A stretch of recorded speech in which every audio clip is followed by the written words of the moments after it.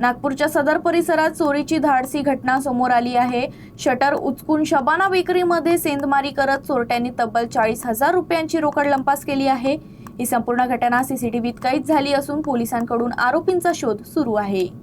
नागपूरच्या सदर परिसरातील शबाना बेकरीमध्ये उशिरा रात्री अज्ञात चोरट्यांनी शटर उचकावून सेंधमारी करत रोख रक्कम चोरी केली। या घटनेमुळे परिसरातील व्यापाऱ्यांमध्ये भीतीचे वातावरण निर्माण झाले आहे। मिळालेल्या माहितीनुसार बेकरीचे व्यवस्थापक समीर शकील खान यांनी पोलिसात तक्रार दाखल केली। ते नेहमीप्रमाणे रात्री बेकरी बंद करून घरी गेले होते, मात्र सकाळी दुकान उघडण्यासाठी आल्यावर शटर उचकलेलं दिसलं। दुकानात तपासणी केली असता काउंटरमधील दोनही ड्रॉवर मधून सुमारे 40,000 रुपयांची रोख रक्कम चोरीला गेल्याचं आढळून आलं। अज्ञात चोरट्यांनी शटर उचकावून आत प्रवेश केला आणि रोख रक्कम घेऊन पसार झाले। घटनेची माहिती मिळताच पोलिसांनी घटनास्थळी धाव घेत पंचनामा केला। संबंधित कलमान्वये अज्ञात चोरट्यांविरुद्ध गुन्हा दाखल करण्यात आला असून तपास सुरू आहे।